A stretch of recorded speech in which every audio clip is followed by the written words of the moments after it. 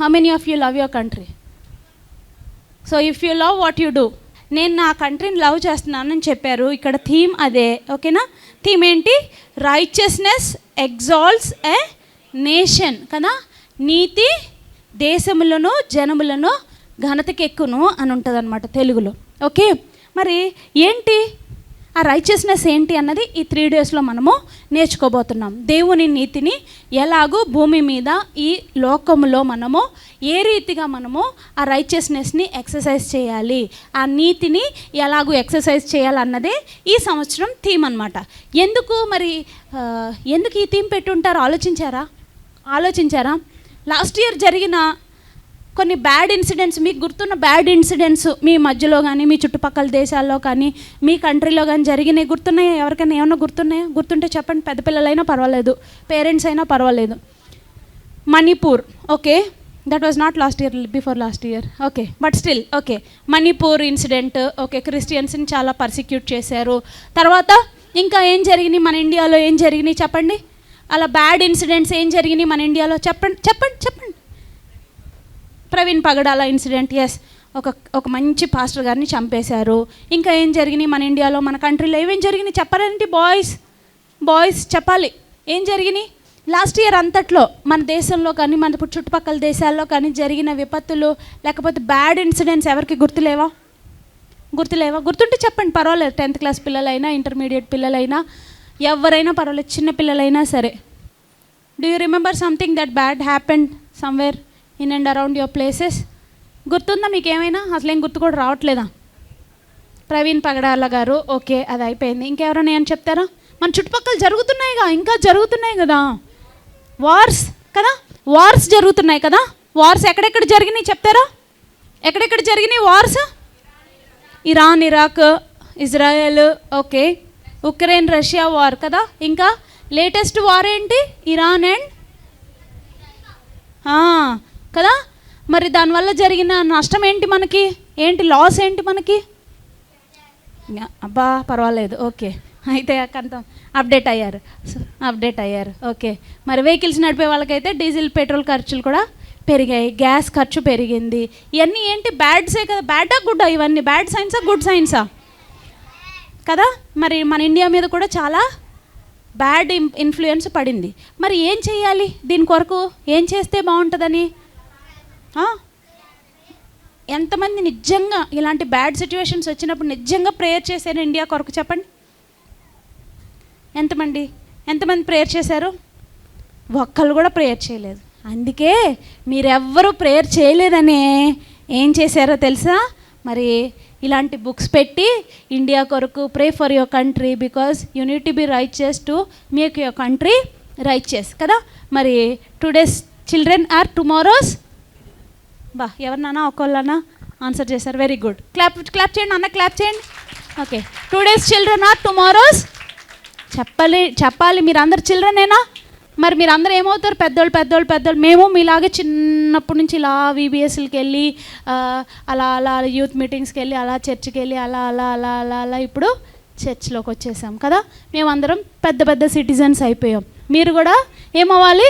ఇలా చిన్నగా ప్రేయర్ చేసుకుంటూ వాక్యం నేర్చుకుంటూ చక్కగా day by day year by year చక్కగా ఎదుగుతూ ఏం చేయాలి? దేవుని సన్నిధిలో మీరు కూడా పెద్దోళ్ళు అయిపోవాలి. మంచి ఫెయిత్ఫుల్, గుడ్, నాలెడ్జబుల్, రైచియస్ సిటిజన్స్గా మీరు ఉండాలి, ఓకేనా? మరి అందుకోసమే ఈ ఇయర్ ఈ థీమ్ని చూస్ చేయడం జరిగింది. ఈసారి అందరం కలిసి చదువుదామా? మరి ఈ థీమ్ వెనకాల బ్యాక్గ్రౌండ్ చెప్పాను ఇప్పటి వరకు కదా. ఎంతమందికి అర్థమైంది ఈ theme?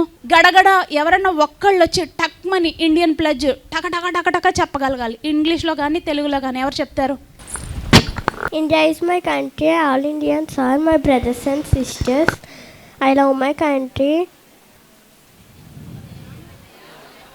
and I am proud of its rich and varied heritage. I shall always try to be worthy of it. I shall give my parents, teachers and all my children courtesy. I shall be my pride to happiness. in well-being and prosperity along place my happiness. Thank you. Very good. Okay In this my country, holiness, my brothers and sister, I love my country and I am proud of history and valley heritage. I shall always try to pay, but the office I share to my parents, teachers, all us respect and treat everyone because see to my country. I may people I pledge my devotion in well-being and prosperity. All us my happiness. Claps కొట్టండి మరి. బయట కంట్రీస్లో లేనిది ఇండియాలో ఉన్నవి మనకి కొన్ని ప్రత్యేకతలు ఉన్నాయి కదా. బయట ఇండియా కాకుండా బయటకు వెళ్ళిన కంట్రీస్లో అందరూ ఎలా ఉంటారు? డ్రెస్సింగ్ సెన్స్ కానీ, కల్చర్ కానీ, బ్యూటీ కానీ అన్నీ దేవుడు ఇండియన్స్కి ఇచ్చాడు. ఇండియన్స్ని చాలా ప్రత్యేకంగా తయారు చేశాడు. మరి ఇండియాలో చాలా రకరకాల క్యాస్ట్ సిస్టమ్స్ అని, కలర్ అని, క్రీడ్ అని ఇవన్నీ ఉంటాయి. మరి బయట కంట్రీస్లో అవన్నీ ఉండవు. అందుకే వాళ్ళంతా హ్యాపీగా ఉన్నారు. మనమేమో ఇలా ఇలా ఇలా ఇలా ఇంకా దేవుడు దూరంగా వెళ్ళిపోతున్నాం. వాళ్ళేమో అలా దేవుడి దగ్గరగా వెళ్ళిపోతున్నారు. ఎందుకు? నువ్వు గొప్ప, నేను తక్కువ అనేసి మనమే ఏం చేస్తున్నాం? డిఫరెన్షియేట్ చేసుకుంటున్నాం కదా. మరి ఇండియాలో ఇలాంటి సిస్టమ్స్ ఉన్నాయి. మరి ఓ పక్కన ఇండియాకి మంచి హెరిటేజ్ ఉంది కదా. చక్కని పంటలు, పొలాలు, వాటరు, మంచి బిల్డింగ్స్, మంచి జ్ఞానము, గుడ్ ఫుడ్ హ్యాబిట్స్. ఇండియాలో ఇన్ని విభిన్నమైన కల్చరల్ ఆస్పెక్ట్స్ ఉన్నాయి. మరో పక్కన మరి బయట వాళ్ళందరికీ ఎంతమంది దేవుళ్ళు ఉన్నారు? బయట అమెరికాలో ఎంతమంది దేవుళ్ళు ఉన్నారు అనుకుంటున్నారు మీరు? Only one God. Who is that supreme God? Jesus Christ. మరి మన ఇండియాలో ఎంతమంది దేవతలు ఉన్నారు? ఎంతమంది దేవుళ్ళు ఉన్నారు? ఎంతమంది చెప్పండి? సో మెనీ గాడ్స్ కదా. Whatever they see becomes a god. ఒక వుడ్ చూస్తే వుడ్ గాడ్, రాయి చూస్తే రాయి గాడ్, వాటర్ చూస్తే వాటర్ గాడ్, చెట్టు చూస్తే చెట్టు గాడ్. కానీ ఇవన్నిటిని సృష్టించింది ఎవరు? ఎవరికి గుర్తుంది క్రియేషను? వెరీ గుడ్ కదా. దేవుడు 7 రోజుల్లో మొత్తం ఏమేమి తయారు చేశాడు ఆయన చెప్తారా? మచ్చుక్కి చెట్టు, సూర్యుడు, చంద్రుడు, ఆకాశము, నక్షత్రాలు, చెట్లు, చేపలు, జంతువులు, మనుషులను కూడా ఆయన ఏం చేశాడు? ఆయన తయారు చేసుకున్నాడు. సో మన ఇండియాలో ఇన్ని ఉన్నాయి కదా. దేవుడు తయారు చేసి మనల్ని ఎంజాయ్ చేసి మనల్ని తినమని మనల్ని ఉండమని ఇస్తే వాటిని వీళ్ళేం చేస్తున్నారు? సృష్టమునే పూజిస్తున్నారు కదా. మనం అలాగా చేయకూడదు. సో మరి మనల్ని దేవుడు ఎందుకు పిలిచాడు? చదవండి, ఈ వర్డ్ చదవండి. రైచియస్గా ఉండడానికి అలా పిలిచాడు కదా. మరి బైబిల్లో ఒక ఆయన ఉన్నాడు అలా రైచియస్గా బతికి. అబ్రహాము యెహోవాను నమ్మెను, అది అతనికి నీతిగా ఎంచబడెను. అబ్రహాం ఏం చేశాడు?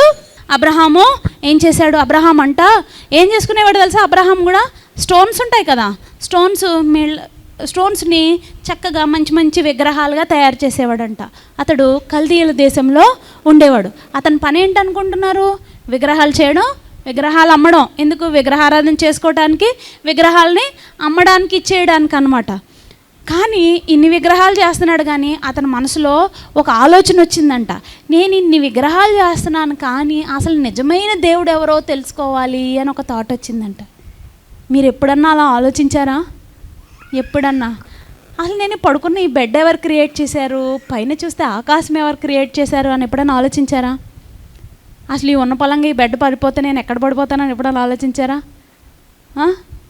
ఉన్న పొలంగా ఈ బెడ్ ఇలా తిరిగిపోతే ఎలా ఉంటుందని ఆలోచించారా? ఈ ఫిజిక్స్ అంతా ఎవరు క్రియేట్ చేశారు? దేవుడే క్రియేట్ చేశాడు. మీరు ఉన్న చోట ఉన్నట్టుగా ఉండడానికి, మరి మీరు ఇలా కూర్చోడానికి కారణం ఏంటి చెప్పండి?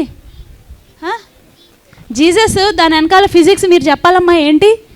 ఎనీథింగ్ దట్ ఎస్ కదా. ఈ గ్రావిటేషనల్ ఫోర్సెస్ని, మరి ఈ సైన్స్ని, ఫిజిక్స్ని, మరి బయాలజీని, ఇవన్నిటిని సృష్టించింది ఎవరు కదా. అయితే ఇన్ని తయారు చేసిన ఈ దేవుడి గురించి నేను తెలుసుకోవాలని ఆలోచించుకుంటుంటే ఆదికాండం 12వ అధ్యాయంలో అంట దేవుడు ఒకసారి అబ్రహాముని పిలిచాడంట. అబ్రహాం పేరు ముందు పేరేంటి చెప్పాలి? అబ్రహాముకి ముందు పేరేంటి? అబ్రాము. చెప్పండి, అందరు బిగ్గరగా చెప్పాలి. అబ్రహాము కాదు, అబ్రాము చెప్పాలి. పిల్లలు కూడా అరణ్, అబ్రామ్ చెప్పండి. అబ్రాము. అతను ఇలా ఆలోచించుకుంటుంటే దేవుడు చెప్పాడంట అబ్రాము నీ ఉన్న చోటు నుండి, నీ బంధువుల ఇంటి నుండి, నీ తండ్రి ఇంటి నుండి నీకున్నదంతటినీ విడిచిపెట్టేసి నీవు నేను చూపించే దేశానికి ఏం చేయాలి? ఇలాగా దేవుడు రైట్ అంటే రైట్కి తిరగాలి, లెఫ్ట్ అంటే లెఫ్ట్కి తిరగాలి, రాజమండ్రి వెళ్ళమంటే రాజమండ్రి వెళ్ళాలి, మళ్ళీ అక్కడి నుంచి అబ్బాబ్బే వద్దు వద్దు వద్దు వద్దు మీరు మళ్ళీ కొవ్వూరు వచ్చేయండి అంటే కొవ్వూరు వచ్చేయాలి అని చెప్పారంట. ఎవరు? దేవుడు. ఎవరికి చెప్పాడు? అబ్రామ్కి చెప్పాడు. అప్పుడు అబ్రామ్ ఏం చేశాడు అనుకుంటున్నారు? మీరైతే వెళ్ళిపోతారా? అడుగుదాం. మన్నా గెటప్, నువ్వు అర్జెంటుగా మొత్తం నీ బ్యాగ్ నీ బుక్స్ అన్నీ పట్టుకొని అక్కడ విజయవాడ వెళ్ళిపోమన్నా ఆలోచిస్తుంది. మన్నా వెళ్తావా? వెళ్ళవు. కానీ అబ్రామ్ అలా ఆలోచించలే. కూర్చో. అబ్రామ్ అప్పటికే హీ వాజ్ వెరీ రిచ్. ఏంటైనా చాలా రిచ్, చాలా గొప్పవాడు. అంటే తనకి రిచ్ అంటే ఎలా రిచ్ అనుకుంటున్నా? బోల్డ్ డబ్బులు ఉన్నాయి, బోల్డ్ ఆస్తులు ఉన్నాయి, so much of comfort in his house. Okay, చాలా కంఫర్ట్, చాలా లగ్జరీని ఎంజాయ్ చేస్తున్నాడు, చాలా పశువులు ఉన్నాయి, బోలెడు మంది పని వాళ్ళు ఉన్నారు అతనికి. అంత కంఫర్ట్ని వదులుకొని ఎవరైనా వస్తారా అసలు? మనం కూర్చున్న ప్లేస్ నుంచి పక్కకు జరగమంటేనే అంటున్నాం కదా ఇందాక నుంచి. అసలు కదలమంటే కదలట్లేదు కదా, అవునా? మన కంఫర్ట్నే వదులుకోవట్లేదు. ఎందుకు? ఫ్యాను. మీ పేరెంట్స్ ఇంటి నుండి, నీ బంధువుల ఇంటి నుండి, నీ దేశము నుండి నువ్వు బయలుదేరి నేను చూపించే దేశానికి వెళ్ళిపోవాలి అని చెప్పగానే అబ్రామ్ ఏం చేశాడో తెలుసా? ఓకే ప్రభువా అని చెప్పి ఆయన వెంటనే ఏం చేశాడు? He started to travel with God. Okay, మరి దేవునితో ఉండాలి, దేవునితో ప్రయాణం చేయాలి, దేవునితో నమ్మకంగా ఉండాలి అనుకునే వాళ్ళు ఏం చేస్తారంట? దేవుని మాట చెప్పింది చెప్పినట్టుగా వింటారంట. మరి వాళ్ళు అటు ఇటు రైట్కి తిరిగి, దేవా ఈ దేశం అయితే బాగుంది, ఇదైతే కొంచెం కంఫర్టబుల్గా ఉంటుందేమో, నేను ఇక్కడ ఉంటాను అని అనలేదు అబ్రాము. దేవుడు ఎక్కడికి చెప్తే అక్కడికి ఓకే దేవా, ఓకే ఓకే అని చెప్పి వెళ్ళారు. అసలు ఈ రోజుల్లో పేరెంట్స్ చెప్పిన మాట ఒక్కళ్ళంటే ఒక్కళ్ళని వింటున్నారా?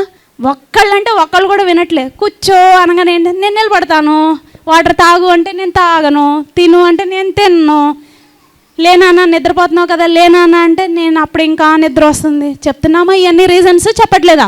మరి అబ్రామ్ అయితే ఏం చేశాడు? He was obedient to God కదా.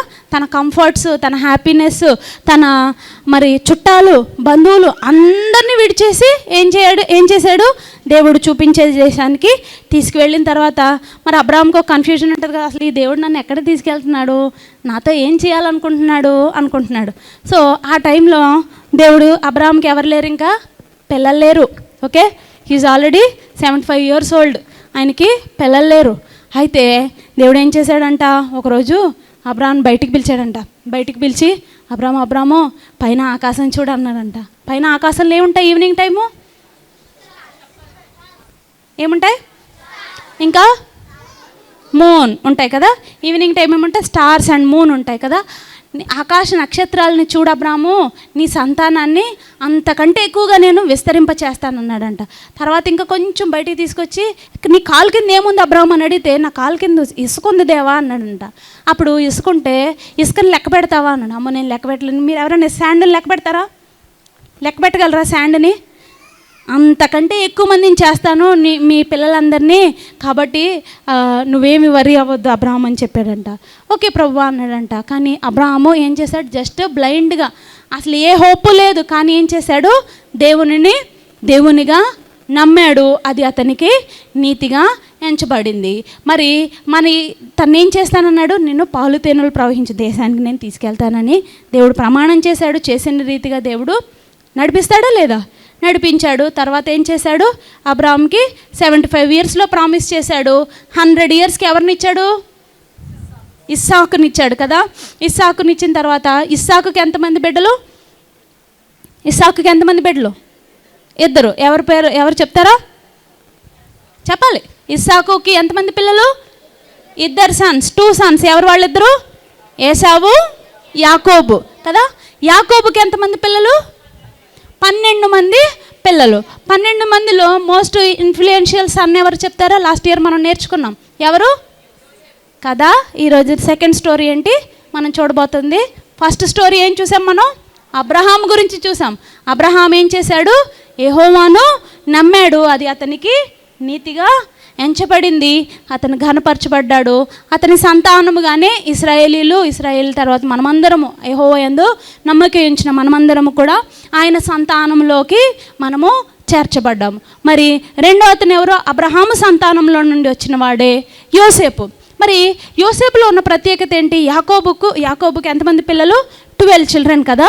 12 మందిలో 12 మంది అబ్బాయిలు, ఒక అమ్మాయి పేరు చెప్తారా ఎవరన్నా? చెప్పాలి, ఎవరైనా చెప్తారా? దీనా కదా.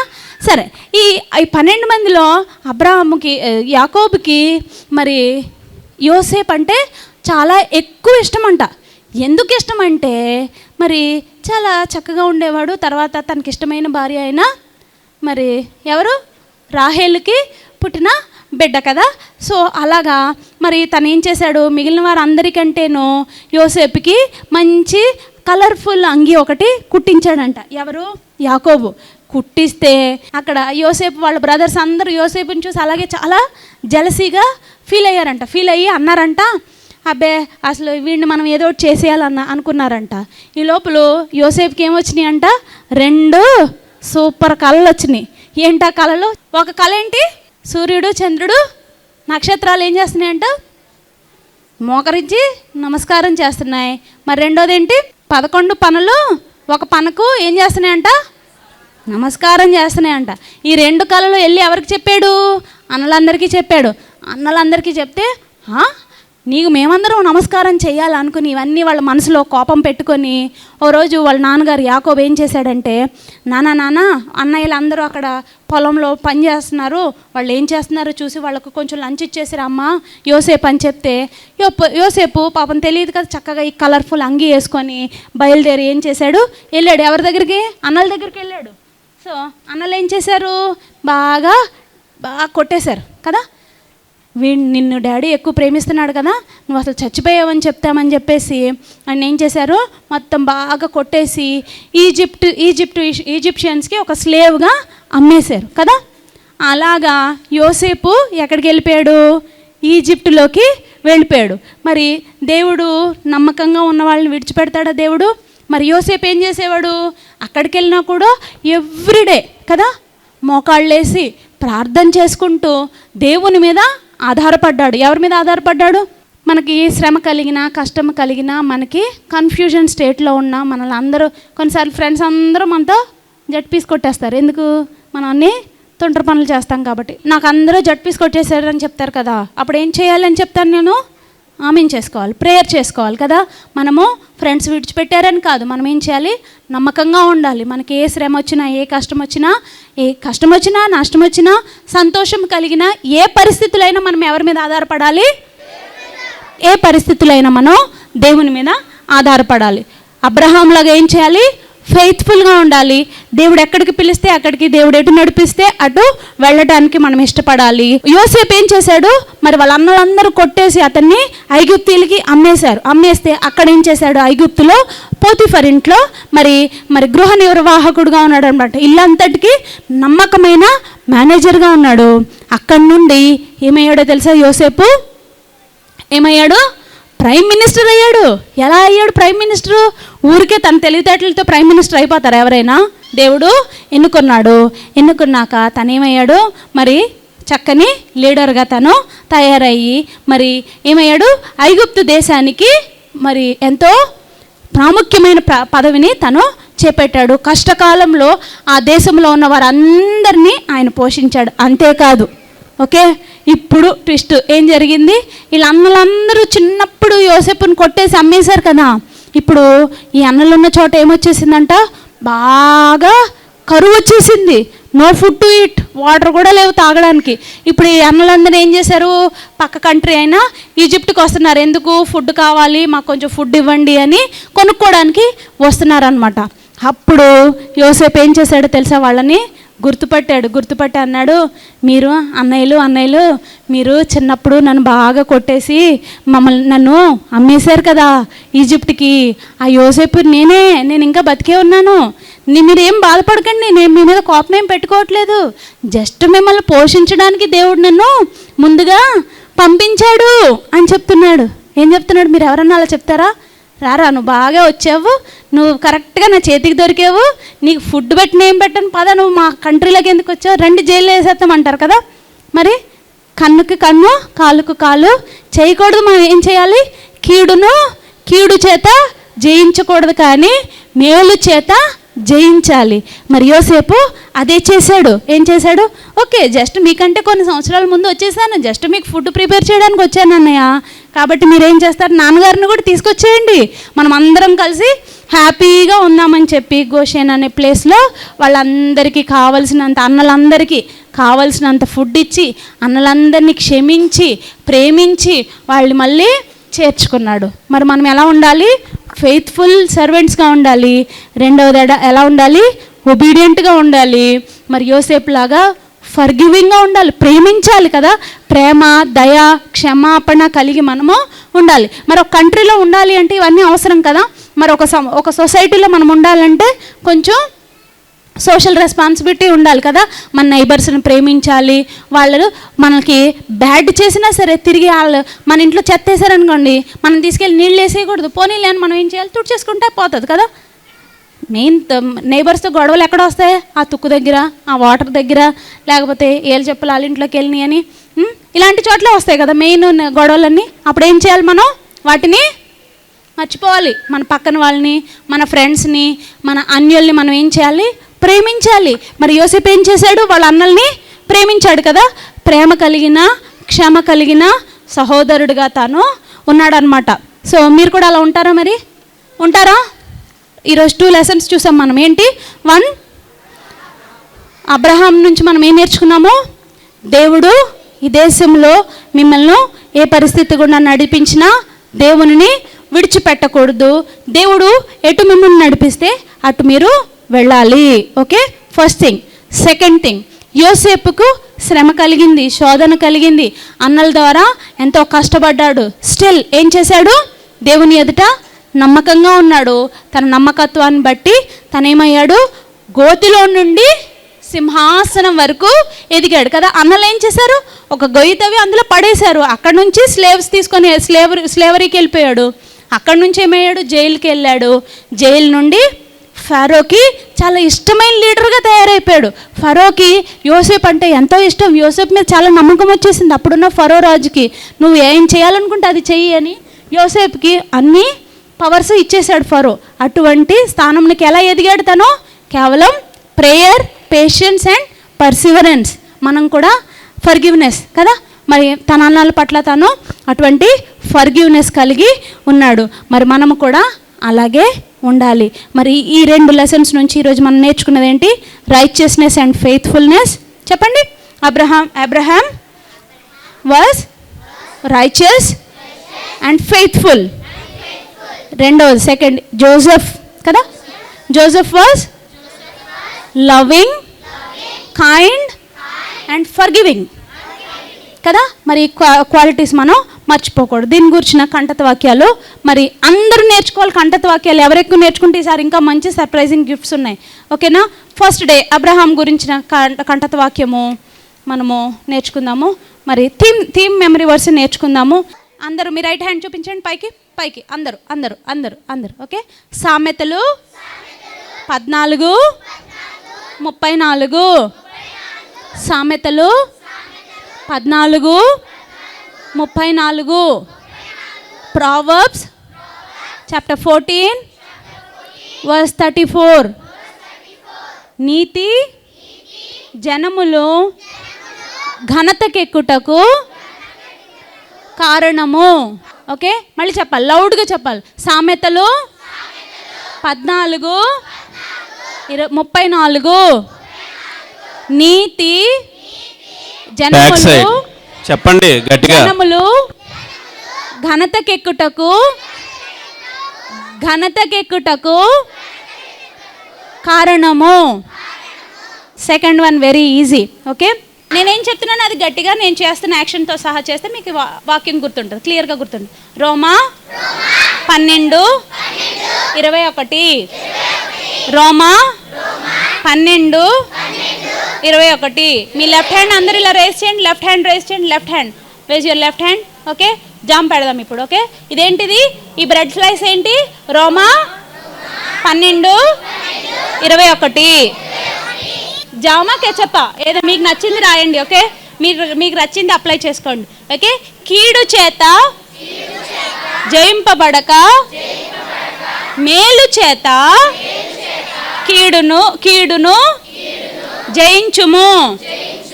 కీడు చేత జయింపబడక మేలు చేత కీడును జయించుము. ఓకే, చెప్తారా ఈసారి? కీడు చేత జయింపబడక మేలు చేత కీడును జయించుము. రోమా 12:21. Now ready to eat your sandwich. Okay, ఈ థీమ్కి సంబంధించిన సాంగ్ నేర్చుకుందాము. ప్రేమగల దేవుడు నేర్చుకుందాము. త్వరగా వచ్చేసేయండి. Actions and lyrics.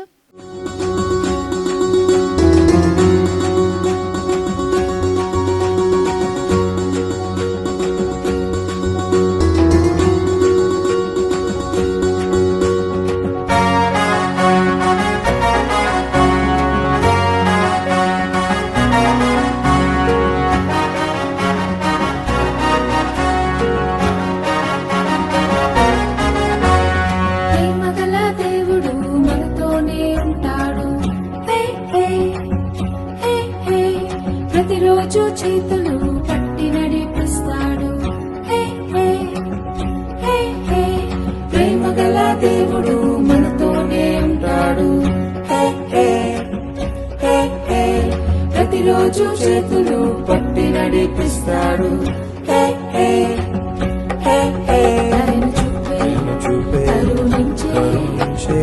ఎంతో ఎంతో మంచి దేవుడు.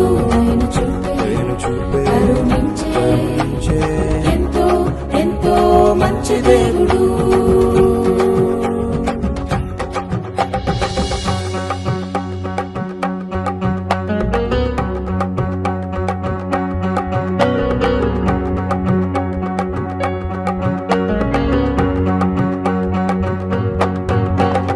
తప్పిపోయిన కుమారుడు ఇల్లు వదిలి దూరంగా పారిపోయాడు. అయ్యో పారిపోయాడు. తప్పిపోయిన కుమారుడు ఇల్లు వదిలి దూరంగా పారిపోయాడు. అయ్యో పారిపోయాడు.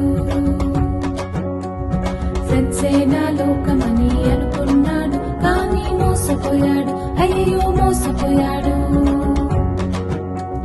ఫ్రెండ్సేనా లోకమని అనుకున్నాడు, కానీ మోసపోయాడు. అయ్యో మోసపోయాడు. ఒంటరైన కుమారుడు ఆహారం లేక అల్లాడిపోయాడు.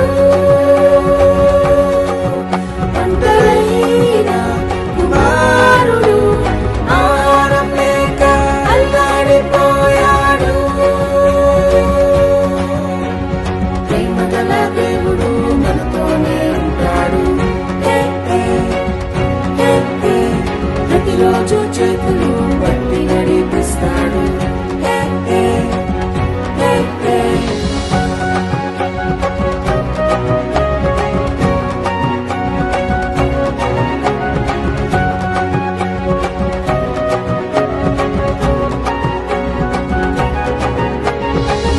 కలిసి ఇంటికి వెళ్ళాలని ఎన్నెన్నో ప్లాన్లు వేసుకున్నాడు. అవును వేసుకున్నాడు. తప్పు తెలిసి ఇంటికి వెళ్ళాలని ఎన్నెన్నో ప్లాన్లు వేసుకున్నాడు. అవును వేసుకున్నాడు. సర్వెంట్గానైనా ఉంటానని ఎంతో ఎంతో రిగ్రెట్ అయ్యాడు. ఆహా రిగ్రెట్ అయ్యాడు. సర్వెంట్గానైనా ఉంటానని ఎంతో ఎంతో రిగ్రెట్ అయ్యాడు. ఆహా రిగ్రెట్ అయ్యాడు. తండ్రి చూసి క్షమించి కౌగలించుకున్నాడు. తండ్రి చూసి ముద్దాడి కౌగలించుకున్నాడు. ప్రేమగల దేవుడు మనతో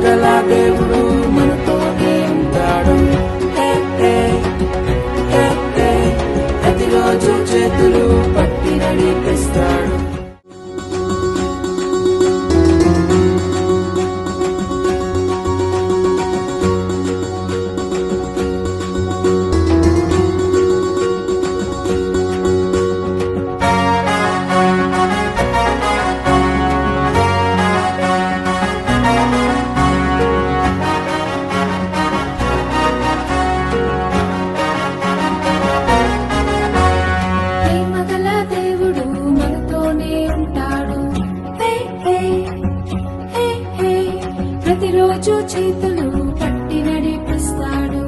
హే హే హే హే ప్రేమ గల దేవుడు మనతోనే ఉంటాడు. హే హే హే హే ప్రతిరోజు చేతులు పట్టి నడిపిస్తాడు. హే హే హే హే ఆయన చూపే కరుణించే ఎంతో ఎంతో మంచి దేవుడు. ఆయన చూపే కరుణించే ఎంతో ఎంతో మంచి దేవుడు.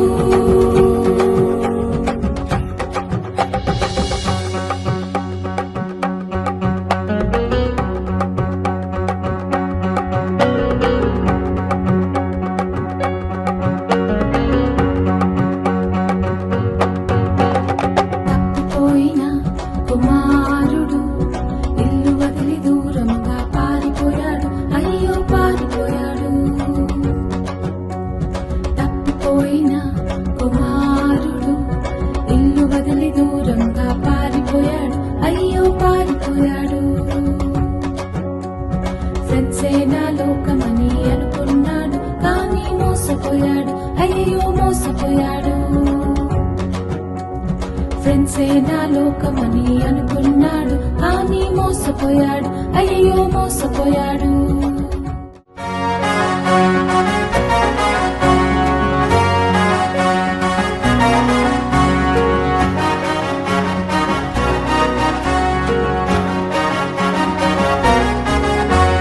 ప్రేమగల దేవుడు మనతోనే ఉంటాడు. హే హే హే హే ప్రతిరోజు చేతులు పట్టి నడిపిస్తాడు. హే హే హే హే ప్రేమగల దేవుడు మనతోనే ఉంటాడు. హే హే హే హే ప్రతిరోజు చేతులు పట్టి నడిపిస్తాడు. హే హే హే హే ఆయన చూపే కరుణించే ఎంతో ఎంతో మంచి దేవుడు. ఆయన చూపే కరుణించే ఎంతో ఎంతో మంచి దేవుడు.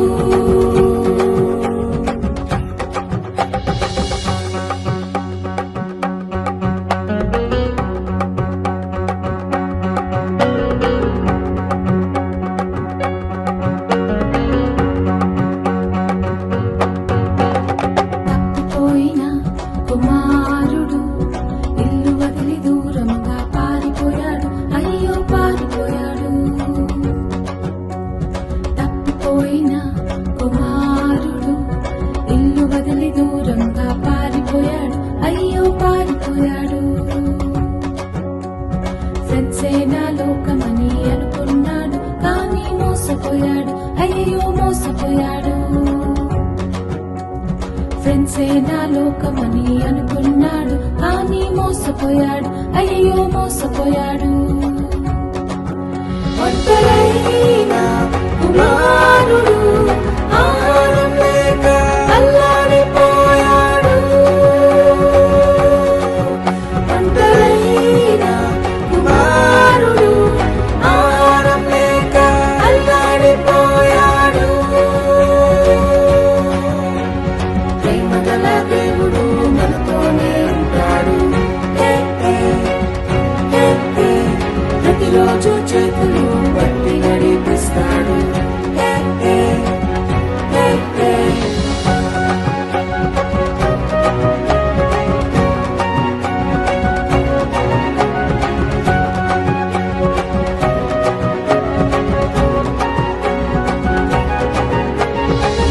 కలిసి ఇంటికి వెళ్ళాలని ఎన్నెన్నో ప్లాన్లు వేసుకున్నాడు. అవును వేసుకున్నాడు. తప్పు తెలిసి ఇంటికి వెళ్ళాలని ఎన్నెన్నో ప్లాన్లు